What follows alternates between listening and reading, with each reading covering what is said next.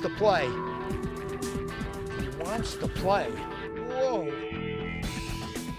Man, oh man. Where are you, fish? Where are you? We're out here during the post-spawn transition. And look at that, that is a big boy. You know, we're about in the middle of that post-spawn transition bite right now. And what we'd like to do is share with you some of the things we've learned over the years that have helped us put a lot of smallmouth like this in a boat during this time frame. While surface water temperature is a guide to spring bass activity, all smallmouths don't spawn at exactly the same time. For example, in the deeper, cooler portions of a lake, some bass may be just coming into pre-spawn, while those in warmer sections of the lake may have already finished spawning. By early post-spawn, big female smallies are on the move, crossing the flats in search of food. Males typically linger in the shallows a while to protect nest and newly hatched fry. As they disperse, lone smallmouths begin making their way toward the farthest out projections of rock and sand structures extending into the main lake basin. In the process, high spots they encounter on otherwise featureless flats may temporarily collect a few smallmouths here and a few there. So, we know where the smallmouths came from and where they're going, and until they get there, you should fish the water in between to intercept individual moving fish. Now, one of the things that we did, let me show you something. Take a look at this. Before we started fishing today, Al drove around on the big extended flats, and if you take a look at the Humminbird, he marked a couple of spots. These are the high points that we're fishing. Now, in between, there's some divots. Now here, take a look. This is the beauty of these new units. There's about 6 different screen configurations, maybe more. But look at this. Now I know the depth. There's 7.3. We're in one of the divots. We're in between. There's a high point here and a high point there. Using this as a guide, we can approach these spots that we've already marked and without spooking the fish, because at this time of the year, you get these single fish up on these flats and they can be quite spooky. This really, really helps simplify things. Location, it's all about location.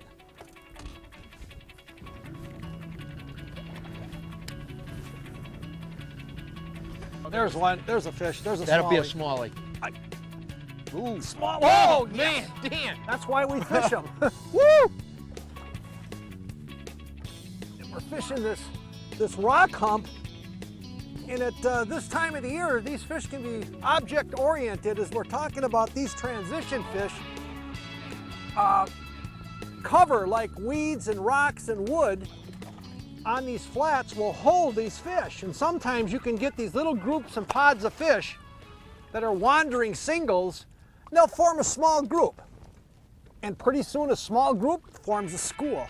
A little bit later on in summer, there'll be lots of them out here.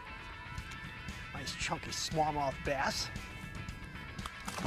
Depending on local weather conditions, post-spawn smallies can be finicky and tough to catch, so it's important to experiment with different lures to see what works best. Post-spawn bass on the move tend to feed upward, and slow, steady retrieves with subtle, lightweight baits usually produce best.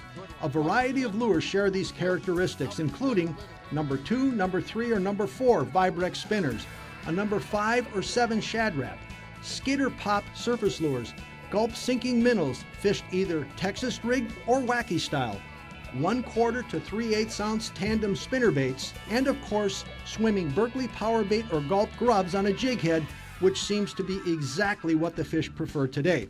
In all cases, think slow, think subtle, think swimming small lures near the surface, and you'll be riding high and right on target for post-spawn transition smallmouth bass.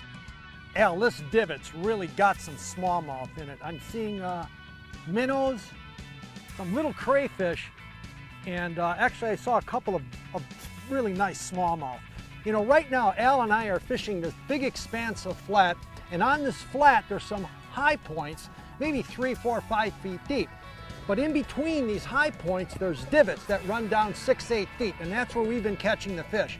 Now, we did quite a bit of research a little bit earlier in locating these high points, and now are going through, oh, there's a big smallmouth right there. Going through these divot areas, looking for smallmouth and looking for bait. I'm telling you, I got the confidence to fish this spot. If you need a soft touch for hard fishing conditions, Soft Bait Bass shows you how to apply soft baits with deadly advantage for triggering spooky, finicky, and fussy bass. It's one of many installments in our Angling Edge instructional DVD collection, available at anglingedge.com.